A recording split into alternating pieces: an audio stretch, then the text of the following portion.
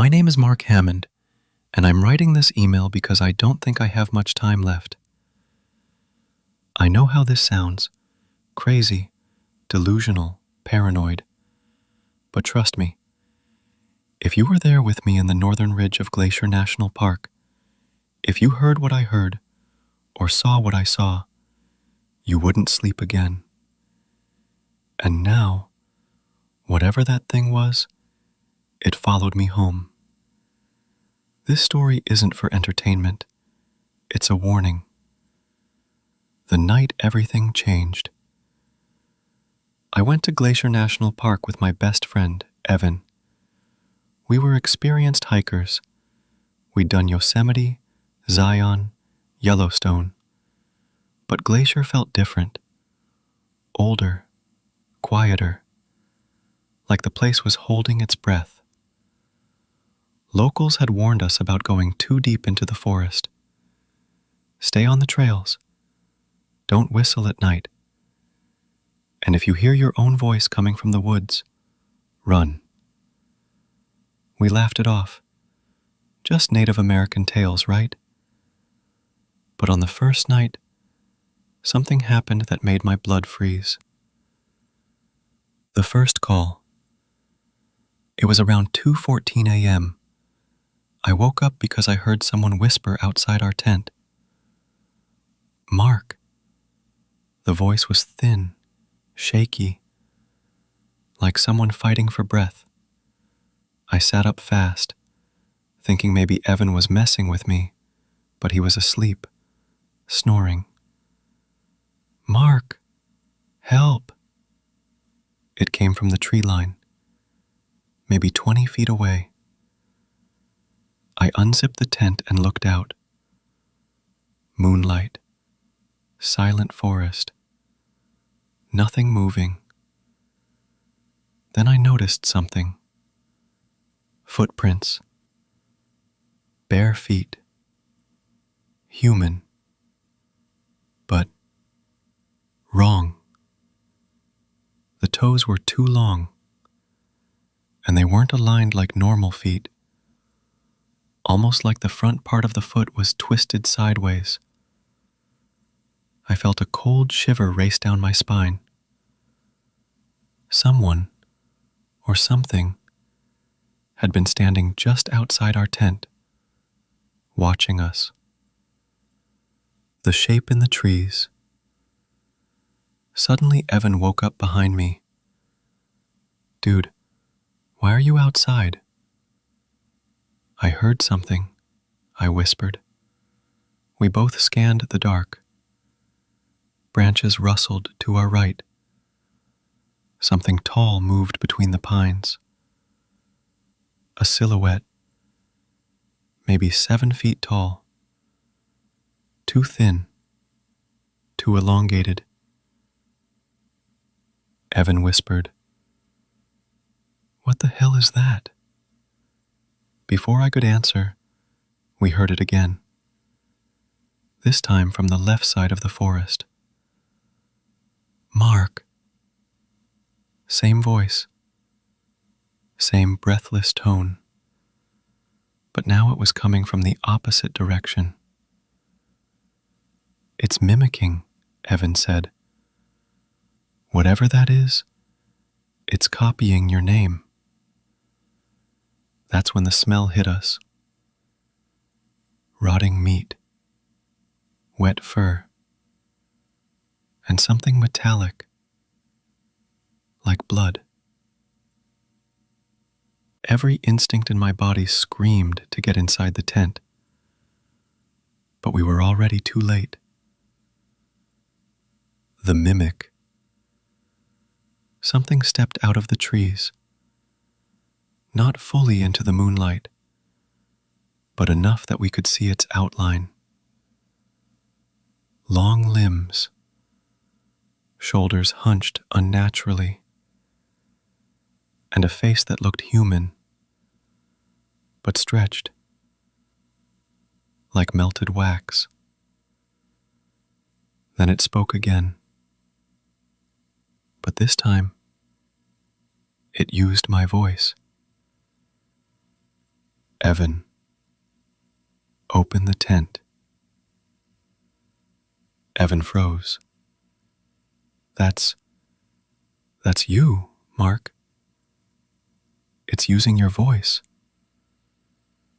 The creature cocked its head, like it was studying us, learning how we move, how we breathe. And then it started crawling toward us. Not walking, crawling like a spider, but too fast to be natural. We dove back inside the tent and zipped it shut, though a tent wouldn't protect us from anything real. Outside we heard scratching, sniffing, breathing, heavy, animal-like. And then, tap, tap, tap, tap. It tapped on the tent wall, right next to my ear. Let me in, Mark. But this time, its voice was almost perfect, almost human, almost me. The vanishing. After 30 silent seconds, everything stopped. No breathing, no footsteps, no scratching, just silence. Evan whispered, "Is it gone?" We didn't move, didn't breathe. Eventually, exhaustion took over. We stayed inside the tent until morning, terrified, not sleeping a second. When the sun finally rose, we rushed outside, and that's when we saw it. Around our tent, in the soft dirt, their footprints, not ours, not human, and they circled the tent again and again and again, like it had been walking around us all night, watching us sleep. But the real horror hadn't even started, because later that day, Evan disappeared, and the thing that came back wasn't him. The morning after that horrifying night, we packed our tent as fast as we could. Neither of us wanted to stay another second on that ridge, but Evan, something was off. He wasn't cracking jokes. He wasn't talking. He kept staring at the tree line, like he expected something to walk out and call his name. I asked, "Bro, you good?" He didn't answer for a few seconds. Then he whispered, Did we sleep last night? Or did we die and not notice?" My stomach tightened. This wasn't like him. We started hiking toward the main trail. But Glacier is huge, and one wrong turn can send you deep into unmarked forest. At around noon, Evan said he needed to pee and walked behind some trees. I waited. 5 minutes passed, then 10. I called out, "Evan, you okay?" No reply. I walked toward the trees, thinking maybe he wandered off a bit, but he was gone, vanished. No footsteps, no broken branches, no trail, just silence. like the forest had swallowed him whole. I started shouting his name. Then out of nowhere, the forest exploded with a scream. Not a human scream. A tearing, ripping noise, like metal screaming underwater. It came from deep inside the woods, so deep it echoed for 5 full seconds. I froze. My throat dried up instantly, because I realized that scream wasn't pain. It was a call, a signal, calling something else, calling others. I backed away slowly. Every tree felt like a shadow. Every shadow felt alive. Then I heard footsteps, human footsteps, running toward me. I spun around, relief flooding my chest. Evan! Oh, thank God! But then I stopped breathing, because Evan stepped out from between the trees, wearing different clothes. He had left wearing a yellow jacket, but now he was wearing a torn gray hoodie. His shoes were different too. His backpack was missing. And his face, it looked like him, but slightly off, like a copy made by someone who had only seen humans from far away. His smile stretched too wide. His shoulders slumped too low. His neck tilted like it was loose on his spine. He stared at me without blinking. "Hey, Mark," he said. But the voice, it sounded like Evan, but slower, smoother, like someone was mimicking him and getting better at it. I tried to stay calm. "You okay, bro? Where'd you go?" "Nowhere," he said, still staring. No emotion.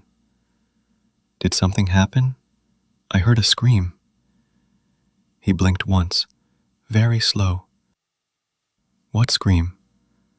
"There was no scream, Mark." His tone was flat, empty, like reading from a script. Then he leaned his head, almost upside down, and asked, "Do I look right to you?" My heart thudded so hard, I felt it in my teeth.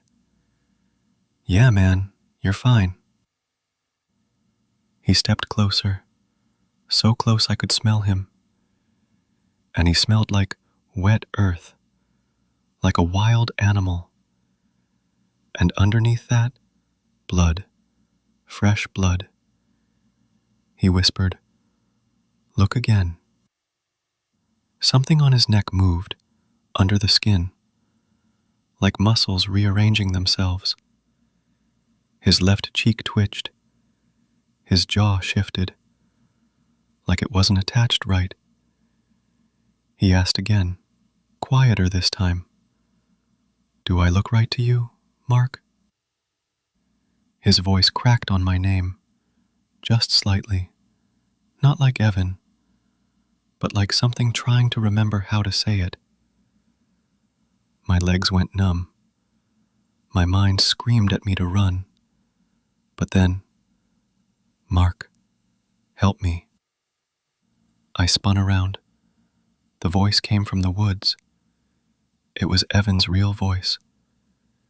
Pained, weak, terrified. But the Evan standing in front of me smiled.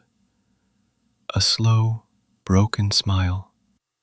"Don't go in there," it said. "We should go to camp, together." From the trees, the voice called again. "Mark, it's not me. It's not me. Don't trust it." The fake Evan's smile vanished instantly. Its head snapped toward the forest, like a predator hearing prey. Then it looked at me again. "Stay." Not a plea, an order. Its voice deepened, like something ancient broke through Evan's tone. I took one step back, and its neck stretched, longer, bones cracking. It growled, "You belong with me." That's when I ran. I didn't look back, didn't think, just ran until my lungs burned. And behind me, I heard it running too, on all fours. Fast, too fast. And it was laughing. Not Evan's laugh, but a twisting, struggling attempt at one, like something trying to feel human. But Mark survived that day, only to discover something even worse. The thing didn't want to kill him. It wanted to be him. And once he escaped the forest, it followed him home. The escape that didn't feel like escape. I ran for nearly an hour through the woods, blind with fear. Branches slashed my arms, rocks tore my shoes, but I didn't stop. Behind me, I kept hearing it, footsteps, sometimes heavy, like a bear, sometimes light, like a human, sometimes crawling. And every few minutes, it called my name. But each time, the voice got closer to perfect. Mark. Mark. Mark. Like it was practicing, learning, becoming. By the time I reached the trailhead parking lot, I was shaking so hard I could barely breathe. I jumped inside my truck, locked the doors, and started driving like hell out of Glacier. But I made one mistake. I looked in the rearview mirror, and for a split second, I saw something tall and pale standing at the tree line, watching me leave. It didn't chase. It didn't move. It just watched. And its face, it was still wearing Evan's face. When the phone rang, I was halfway to Kalispell when my phone rang. Unknown caller. I shouldn't have answered, but fear makes people stupid. Hello? A sound came through the speaker, a wet, dragging inhale. Then, Mark, wait for me. I nearly dropped the phone. It was my voice. Not close, not similar. It was exactly my voice. Perfectly, but twisted, stretched with hunger. I hung up, threw the phone onto the passenger seat. For the rest of the drive, I didn't look in the mirror again. The night I returned home, I live alone. Small house on the edge of Missoula. Usually peaceful. But that night, every sound felt threatening. Every window felt like a pair of watching eyes.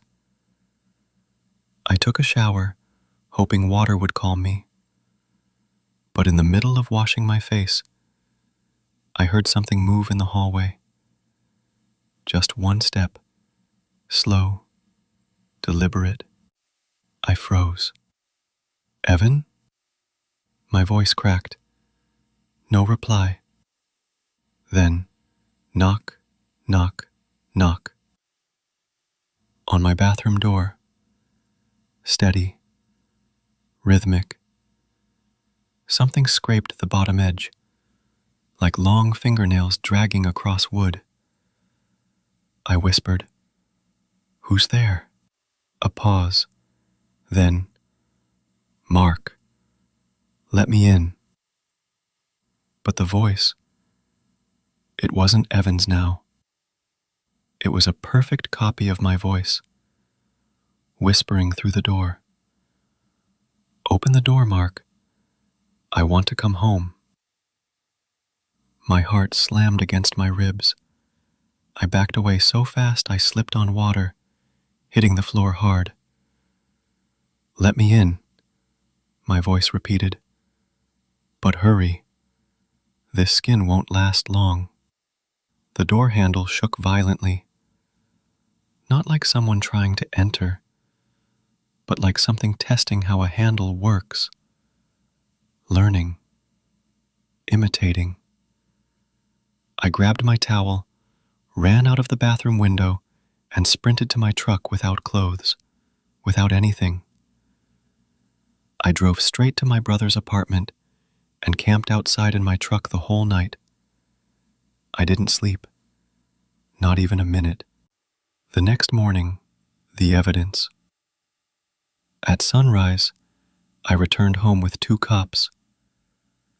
They thought I was drunk or high when I told them a creature broke into my house, but when they opened the door, their faces changed instantly, because there were muddy footprints all over my floor, but not human.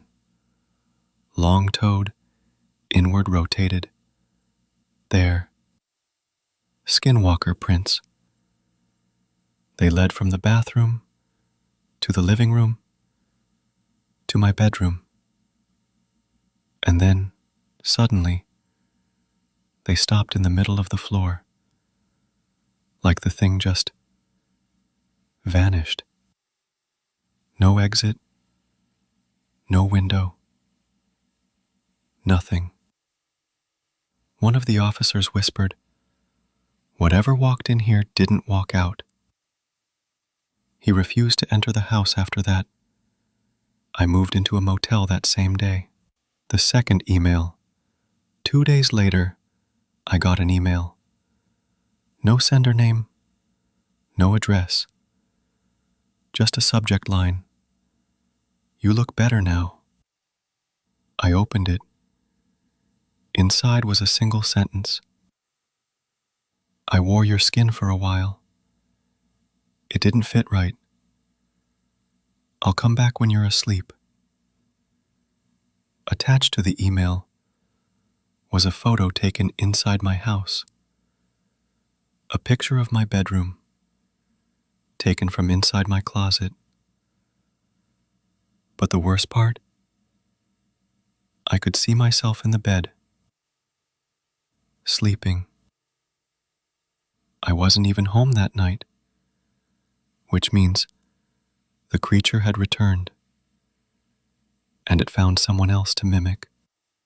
But the horror didn't end there, because Mark's next email described something even worse. The creature wasn't just copying voices, or faces, or skin. It was learning how to be human. It was practicing. And it had chosen Mark as its perfect template. Mark wrote that after receiving the closet photo, he knew one thing. Hiding wouldn't save him. Running wouldn't save him. The creature wasn't chasing him. It was hunting him. And hunters know exactly where you'll go next. So he did something no sane person would ever do. He went back to Glacier National Park, not to find closure, but to find Evan, or whatever was left of him. He packed a handgun, a flashlight, and a knife. Though none of these would matter. He already knew that. But humans cling to hope the way drowning people cling to air. When he re-entered the tree line, the forest was quiet. Not peaceful quiet, wrong quiet. No birds, no wind, just stillness. Like the woods were holding their breath again. Every step Mark took felt heavier. The ground felt soft, like walking on something alive. He followed the old trail until the sunlight faded behind the canopy. And then he saw it. A piece of yellow fabric, caught on a jagged branch. Evan's jacket, ripped, stained, blackened with dry blood. Mark's throat tightened. He whispered, "Evan?" But the forest swallowed his voice. He followed more scraps of fabric, each one darker than the last, until he reached a narrow opening between two massive rocks. A cave. Cold air seeped out, air that smelled like dead animals and wet soil. Inside, it was pitch black. But Mark heard something, a sound he recognized instantly. Breathing. Slow. Pained. Human. "Evan?" "Buddy, I'm coming." His flashlight flickered as he stepped inside. The beam caught the walls. Deep scratches, some vertical, some horizontal, some showing shapes. Shapes that looked like faces. Dozens of faces. Human, twisted, burned into the stone. And then he heard movement deeper inside. Wet footsteps, dragging something heavy. Mark raised the flashlight. "Hello?" Something emerged from the darkness. Thin, pale, bent at the shoulders. Parts of its skin missing, showing dark, wet muscle. Its face was wrong. Too long. Cheeks sunken. Jaw dangling by torn ligaments. But its eyes were unmistakable. Blue. Human. Evan's eyes. Mark stumbled backward. "Oh God, Evan, what did it do to you?" The creature twitched violently, like its bones were rearranging inside it. Then, in a broken, choking voice, "Mark, run." It dropped to the ground, convulsing, ripping at its own skin like it was trying to escape its own body. Mark reached out, tears streaming down his face. "Evan, please." But that wasn't Evan anymore. It was the remains of everything the Skinwalker didn't need. The thing lifted its head. Its jaw cracked open wider than humanly possible. And then it spoke in a voice that wasn't Evan's. Not at all. A deep, old voice. A voice that didn't belong to a human throat. "I kept what was useful." Mark froze. His heart felt like it stopped. Then from behind him, footsteps. Slow.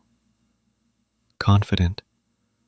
Almost familiar. He turned around and saw himself standing there. The doppelganger. Same clothes. Same face. Same stance. But the eyes weren't human anymore. They were black, reflective, empty. The Skinwalker had finally perfected its disguise. It looked exactly like Mark. It even smiled like him. "Hello, Mark." Its voice was flawless, terrifyingly perfect. "Do you see now?" it asked. "I don't want your skin. I want your life." Mark's double tilted its head. "I learned how you walk, how you breathe, how you laugh. I learned your memories from the ones I took." It pointed at the broken creature behind Mark. I learned who you are. You won't be needed anymore. Mark turned and ran harder than he ever had in his life. Branches slapped his face, rocks cut his feet, but he didn't stop. Behind him, he heard his own voice screaming after him. Wait! Come back, Mark. You're going the wrong way. And the worst part? Because it had his memories. It knew where he was running. Every shortcut, every turn, every mistake. It was already ahead of him. The final email. Mark ended part 4 of his email with one chilling line. If you see someone who looks like me, don't trust him. Because I don't think I made it out of those woods. And the last sentence. But something wearing my face did. Mark ran until his lungs felt like tearing. The trees blurred. The ground vanished beneath his feet. But no matter how far he ran, he kept hearing his own voice behind him. You can't run from yourself, Mark, it yelled. And somehow, it didn't sound angry. It sounded amused, like a brother chasing a younger sibling, a predator playing with food. Mark stumbled and fell face first into the dirt. He pushed himself up, only to see himself standing 20 feet ahead, the Skinwalker, smiling his own smile.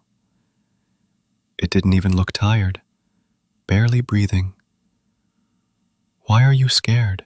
It asked softly. You weren't scared of yourself before. Then it took a step closer. Let me show you how to live better than you ever did. Mark did the only thing he could think of. He pulled the gun out of his backpack and fired. Bang! The bullet hit the Skinwalker Mark directly in the chest. It stumbled, but didn't fall, didn't bleed. It looked down at the impact, curious. Then it looked up again, still smiling. You didn't learn, it whispered. Its voice was colder now. When you hurt me, you hurt yourself. It touched its own chest where the bullet hit, and Mark felt something stab his lungs. Sharp, deep, paralyzing.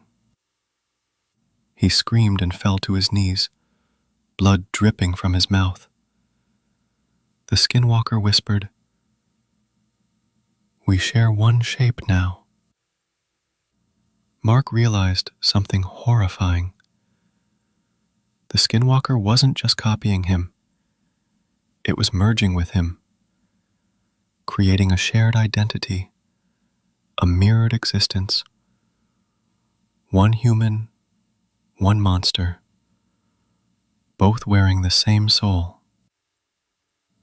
Mark forced himself to stand, barely, and stumbled back to the parking lot.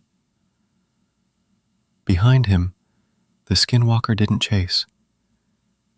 It stood watching, smiling, almost proud, like Mark was finally behaving like it wanted. Mark drove away, trembling, bleeding, and half-conscious. But he wrote that the worst part wasn't the pain. It was the reflection in the rearview mirror. Because the entire drive, his reflection wasn't matching his movements. If he turned the steering wheel with his left hand, his reflection used his right. If he blinked, his reflection didn't. If he looked away, his reflection smiled. That smile, too wide, too human, too hungry. He ripped the mirror off with shaking hands and threw it out the window. But something told him. The reflection stayed behind and kept watching. Mark reached his brother's apartment at 3 a.m. He staggered inside, collapsed on the couch, shaking uncontrollably. His brother, Nathan, panicked when he saw the blood. "What the hell happened to you?" Mark tried to speak. Words didn't come out, only a dry, animal rasp. Nathan grabbed his phone. "Bro, I'm calling 911. Mark grabbed his arm, harder than he meant to. "No, no doctors." Nathan's eyes widened. "Your voice. Why does your voice sound like that?" Mark swallowed. Because he didn't want to admit the truth. He didn't even sound like himself anymore. The Skinwalker had taken his voice, his face, his mannerisms. Piece by piece, Mark was disappearing, becoming the leftover version, becoming the part the creature didn't want. The last thing Mark remembered. At 4:17 a.m., Mark woke up to the sound of tapping. Tap, tap, tap, on the living room window. Nathan was asleep in the recliner. Mark approached the window slowly, and what he saw on the other side made his blood freeze. It was himself, standing in the dark, wearing his clothes, his posture, his smile. Perfect. The Skinwalker lifted a hand and tapped the window again, with Mark's exact fingernails. Then it mouthed 3 words. "You are mine." Mark stumbled backward. The Skinwalker tilted its head, and then it walked away. Calm, confident, like it already knew Mark would never escape him. The final paragraph of Mark's email.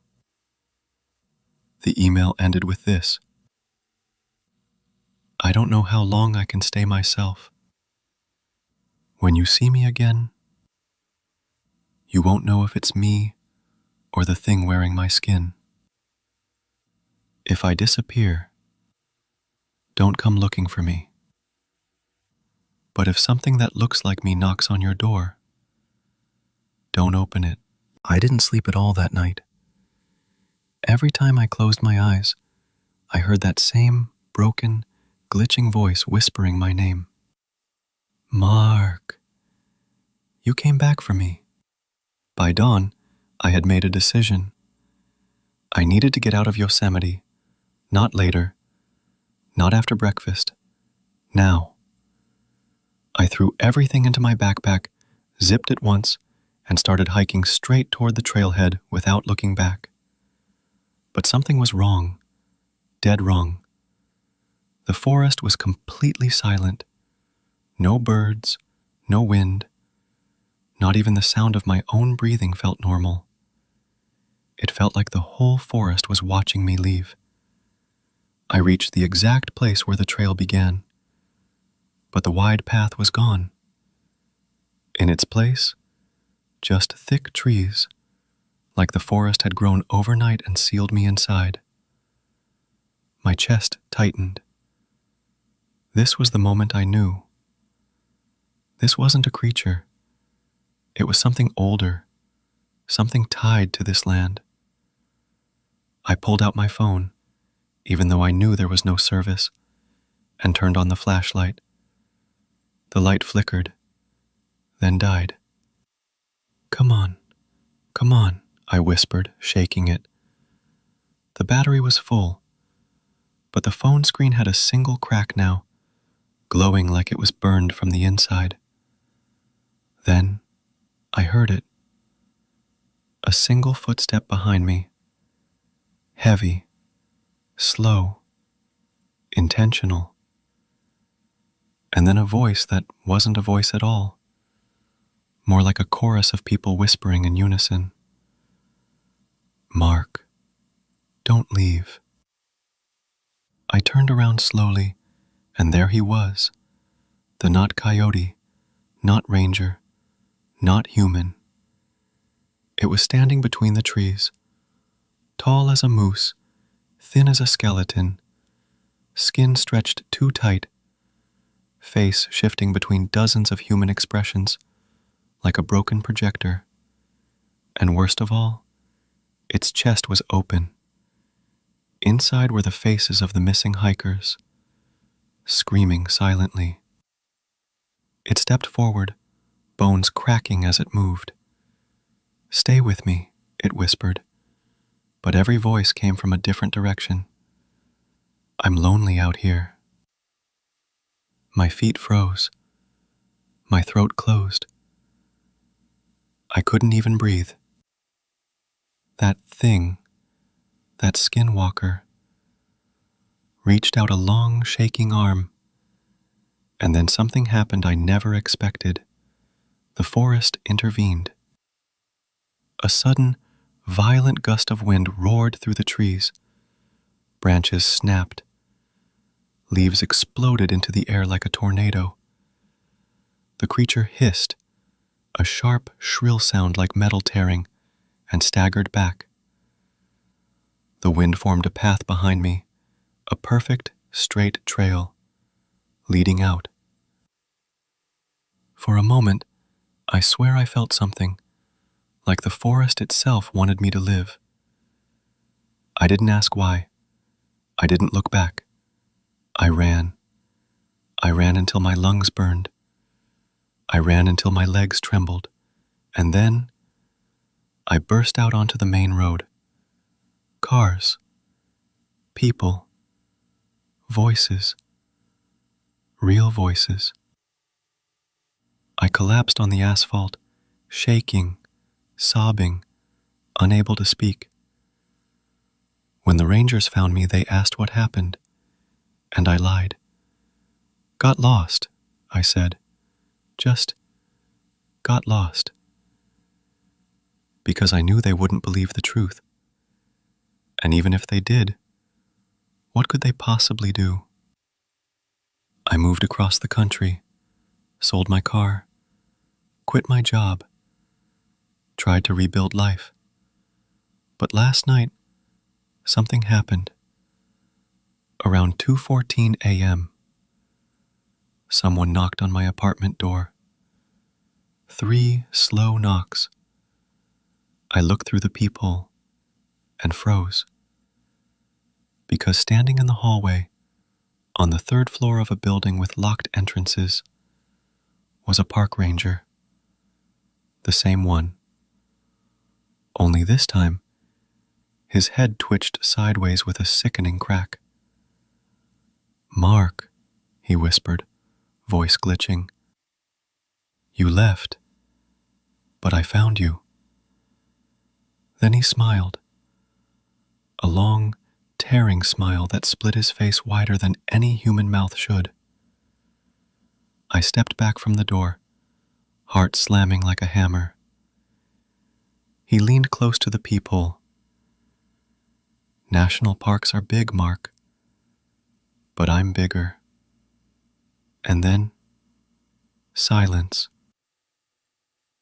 When I opened the door 15 minutes later, the hallway was empty. Except for one thing. A single piece of coyote fur, placed carefully on my doormat. The end.